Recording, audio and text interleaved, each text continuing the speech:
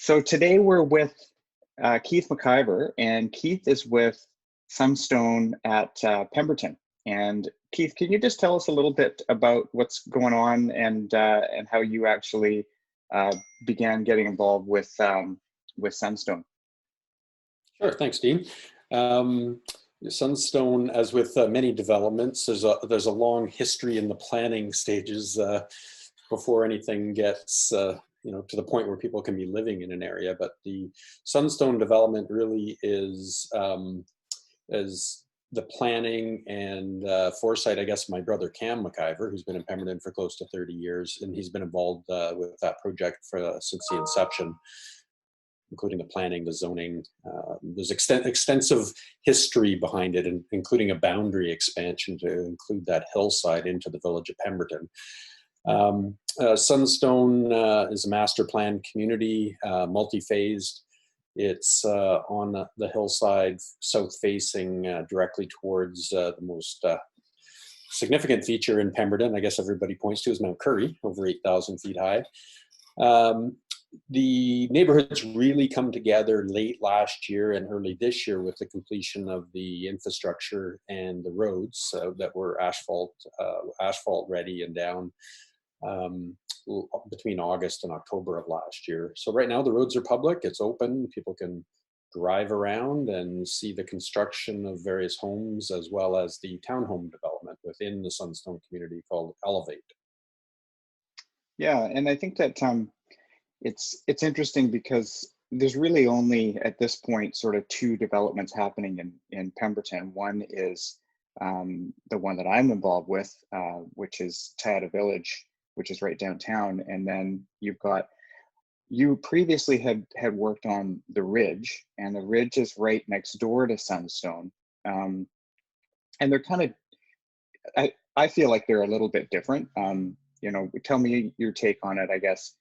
When I drive up there, they're two different zones, but in the same location, sort of, but they have a different feel, right? Yeah, definitely. The Ridge really kicked off the development on the hillside. And again, I was involved in that project from the beginning, but it had a lot to do with the infrastructure to service the water, the sewer, and the utilities to the area. So the Ridge developers front-end loaded that, and they worked very closely with the Sunstone developers that needed those services.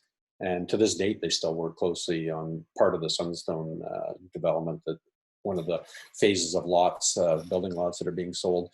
But the distinction, I guess, the Ridge are on average, they're larger right now. They average 24,000 square foot lots. We call them estate lots for that reason. They are larger.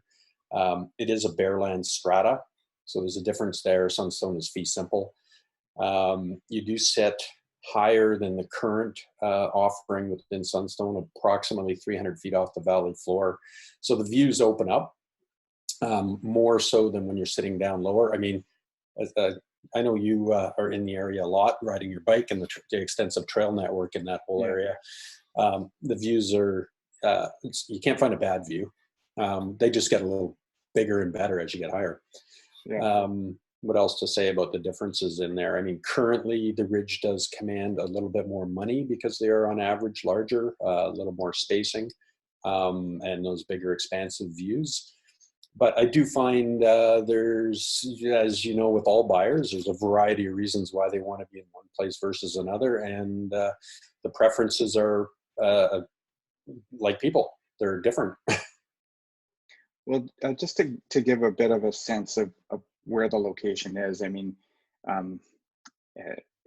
Keith, you work for the Whistler Real Estate Company, as I do as well. So we're both realtors within the same company, which is one of the reasons why I thought it would be great to have us both on, just to get a sense of the different types of developments that are currently going on in Pemberton. But just with location, if you're not familiar with how to get out to the Ridge and Sunstone, basically what you'll do is you'll drive north from Whistler, get to Pemberton, go straight through the lights all the way down the straight stretch as if you're going out to Big Sky or go golfing.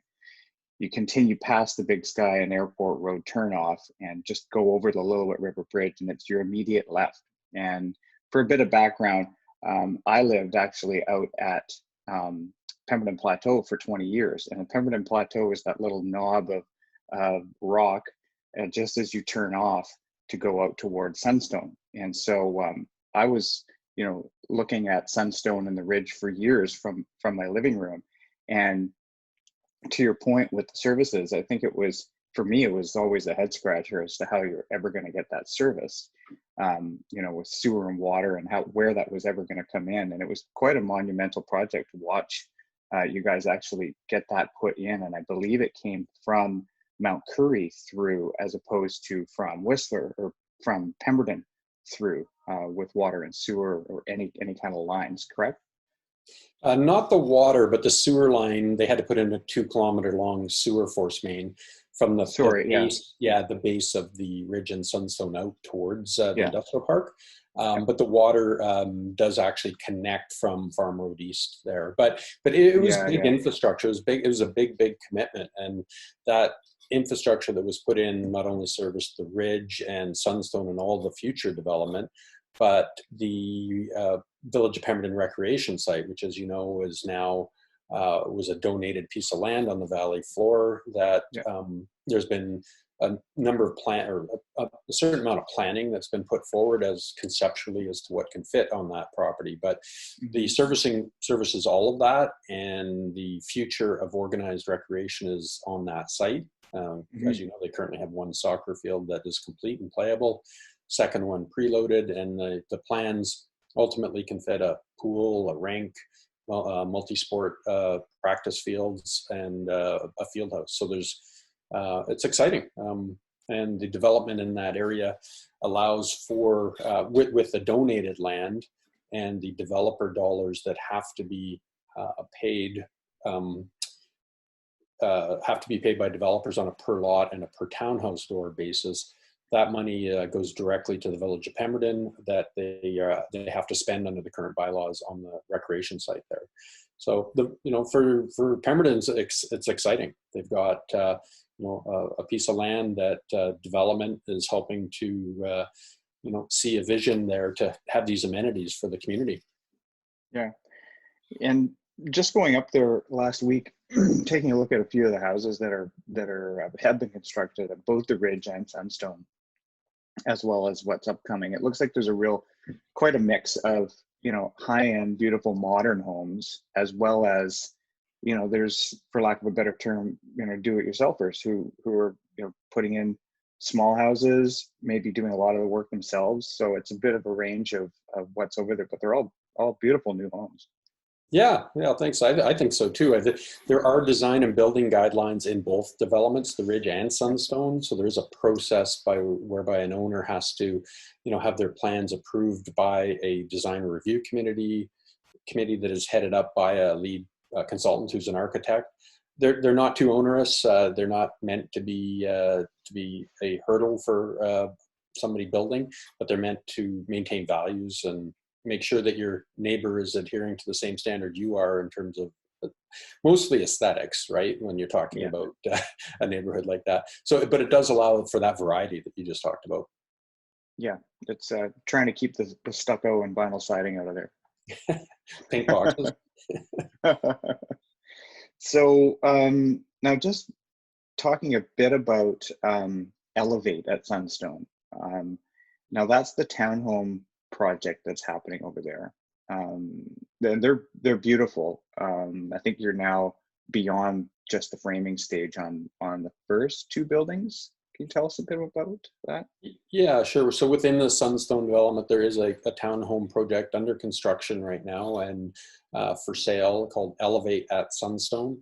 And they're gorgeous. They're modern. They're on 2 floors. They're made for Pemberton living, large, oversized garages. Some of them have 10-foot high garage doors with a large volume inside for storage and ability to bring in a big vehicle with a rack on it or a truck with a sled deck, that type of thing.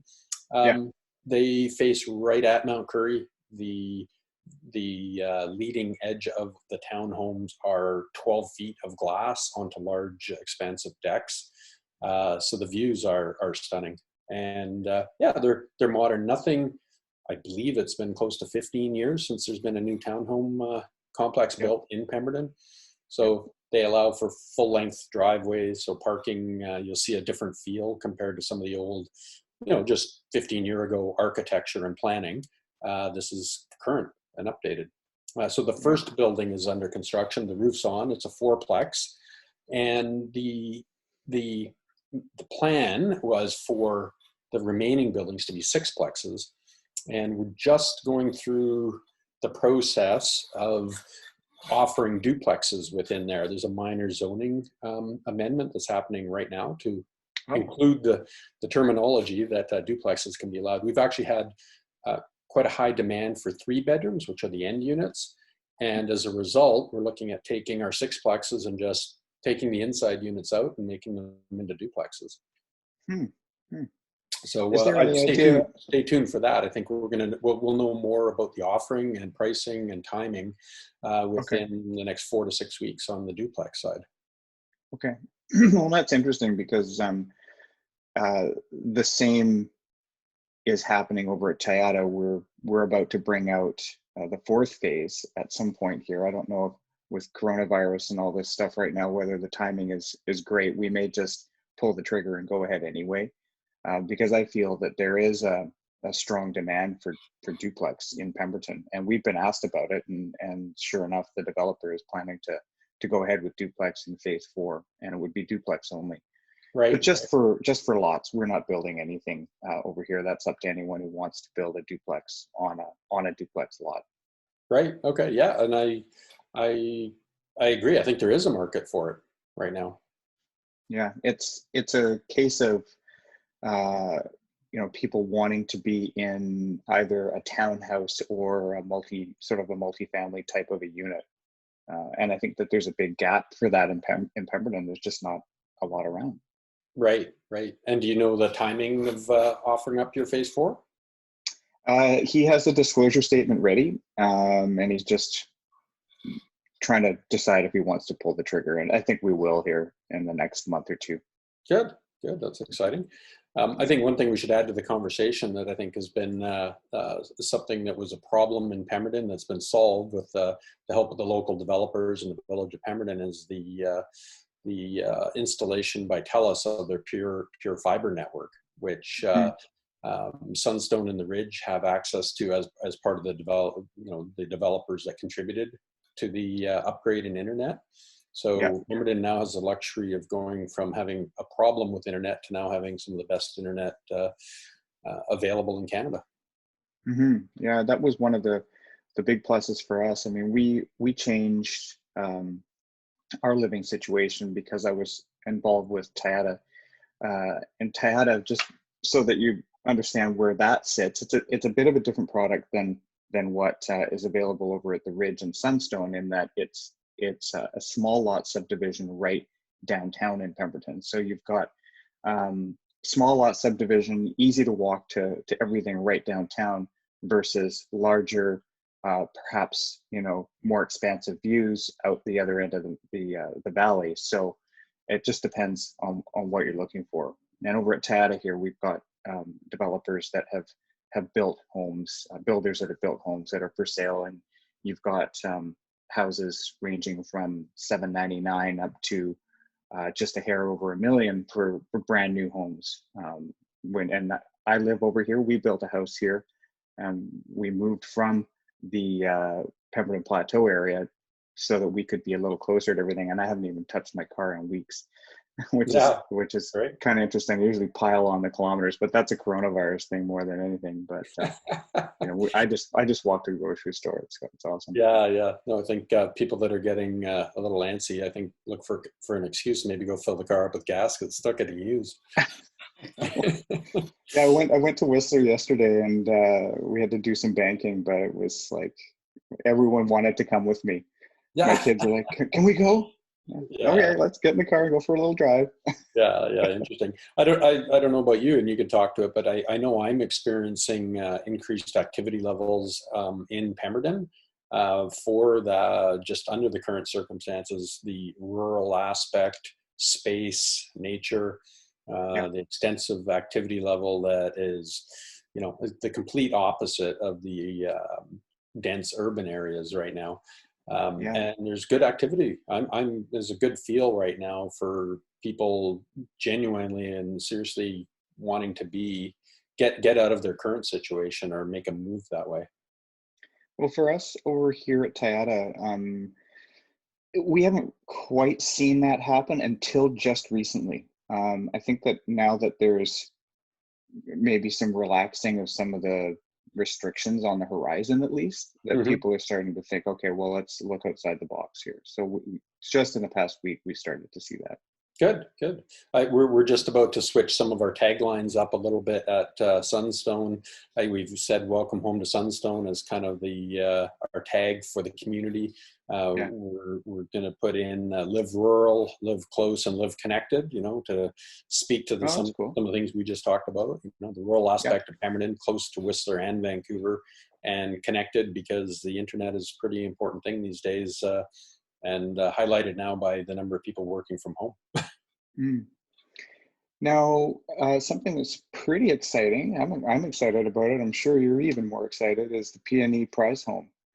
Um, you know, the PNE people do a prize home somewhere in BC every year, and it's typically out in the Okanagan, I believe. And this year it's at Sunstone, correct?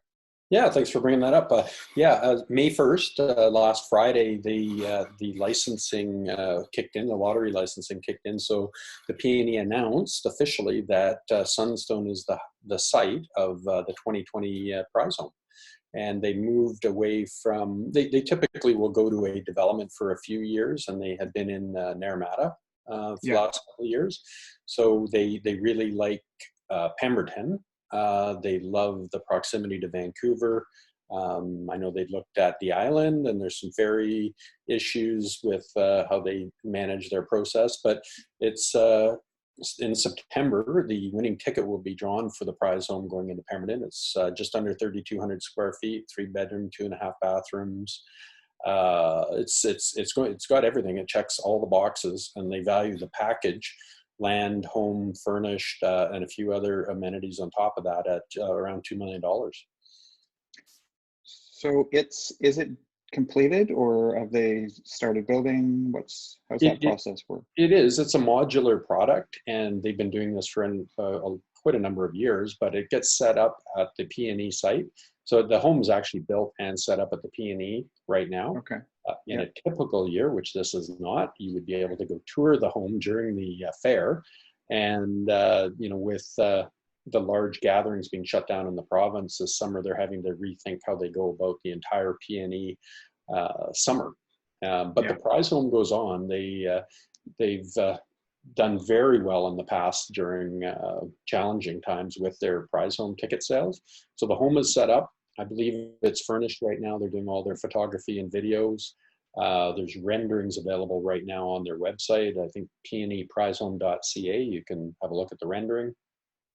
We've got signs up on site at Sunstone, and a sign on the property where that home is going to be going. So the home's set up, furnished in Vancouver. It actually gets completely dismantled and shipped up to Pemberton on a foundation that's and site that's prepared middle of this summer. I don't have their exact schedule, but by late this year, the winner, the winning ticket holder, will be able to take possession of a new home in Sunstone. And do you already have that spot of land picked out, that lot? Yeah, they You must, yeah. purchased the lot last year. Okay. Okay. So if you look at the PNE Prize home in Naramata, is it the same situation? It's a modular home that's set up at the PNE, but then it moves out to Naramata later? To Sunstone, yeah. No, I mean the ones in Naramata, only because we were there last year and you could see the PNE Prize home there, but was that maybe like the previous year's home sitting there? It could have been, yeah. Yeah, because there was a sign out front. Right. Okay. Yeah. So this one will be moved up. It'll be trucked up in the different modulars, set up, and the exterior finished and the interior tied together the way they do it now. As I expect, modular home construction's come a long way. They do a fairly high-end product now that you'd never know It doesn't look like a series of trailers put together, as an example. No, They look they're like awesome. a custom home, just with the way they've been able to work with flexibility in design and construction. Yeah, and this particular one is done by Carolina Homes out of Kamloops. No, it's not actually. It's done out of Kelowna. Carolina, I know they had been involved in the past with PNE Homes, but this one is actually out of, oh, I have to think of their name now here. Give me 1 second here. Yeah, and I can link below the video here. I'll put links in for checking out the PNE Prize Home. Oh, sorry, it's Freeport Industries is out of Kelowna. They've done the prize homes for a number of years. Oh, okay, cool, awesome. Well, what are your sort of thoughts on the Pemberton market moving forward? You know, we touched a little bit on that, just with respect to people maybe getting out of urban environments and moving up to a beautiful place like this. You know, you've been around the area for a long time. There hasn't been a lot of development in Pemberton for a while. There's a number of reasons for that. It's small, maybe a little unknown, which is great for a lot of people. It's quite constrained by the amount of agricultural land in the area, on top of the geographical, the mountains in the area. So there's not a lot of development opportunity. So when the ones that have come along, I think they've got some attention. As we know, Vancouver has exploded over the last 10 years, and it's pushing out into these areas where places like Pemberton are being discovered. And that's even more being highlighted by the current situation, I think. Things like Tiyata, Sunstone, Ridge, now you've got something new to offer people. And the PNE, I mean, they have a long established history of their prize homes, their marketing program, their reach, whether it be TV, mail, social media. They're very well established. So I think this summer, that type of education of where Pemberton is, what Pemberton is going to reach a lot of people. And so I think people are looking further out. People from Vancouver, there's a big bubble of people on the edge of retirement, looking for different where are they going to go to next. It's not uncommon where people draw a circle around Vancouver and look to the Okanagan or the island or the Sunshine Coast, Whistler, if you can afford it. And then Pemberton being 25 minutes away is being discovered right now as a very viable, attractive opportunity. Yeah, and there's always been the horsey set of people who are looking for something that they can have horses on and have some acreage, but unless you're farming, it's a tougher thing to find here. Yeah, there's a ton of property at the Meadows, but it's more farmland. It's not, you know, a place where you can get 2 or 4 or 5 acres. It tends to be tougher for people to get that if they want it, but that's traditionally people have looked at Pemberton in terms of just being horse property more than just retiring to, you know, a beautiful home. For sure. And there's a bit of a shift that way, I think, in the thinking with the availability of new product and options available. And one thing that I think you're aware recently, the larger part of the Sunstone development was a 113-acre farm parcel on the valley floor that sold to somebody that has strong connections to Whistler, but they're an offshore buyer. The right type of buyer within that 113 acres, there's an opportunity for a school. There's education zoning within that, which is not easy to get, but it's there. And the current buyer there's been substantial planning done in the past conceptually to show what a campus opportunity is there, educational campus, and they want to move that forward. So those discussions after things settle down a little bit will be ongoing to find the right fit of an operator and the current donor to move a school campus forward, which economically would be very, very big for Pemberton, I think, with the right the right school, the right mix, and it's a nice clean industry. Would be very positive. Yeah. The on the school front, it's my understanding that there's been a sale of a parcel of land over here at Tiyata for the French school to go in. So that none of that's been announced, but I believe that's underway at the moment. So we may see a school over here as well. Yeah, I understood that. I mean, that's all positive. Think of the construction value and jobs and more staff, teachers. It's a great option for parents to have. Yeah, it makes sense as a location for sure. For sure. Yeah. Well, good. Well, thanks very much, Keith. It's great to have you on here and just get the lay of the land a little bit more. Hopefully it helps you get a bit of exposure for Sunstone and everything happening out there for you guys. Yeah, well, thanks. I'm the same. I think all of the exposure around Pemberton and these developments are quite complementary, that it's positive for everybody. Yeah, definitely. Okay, well, thanks very much, Keith. Okay. Enjoy the rest of your day, and we'll talk again soon. See you on the trails up there. Yeah, for sure. Okay. See ya.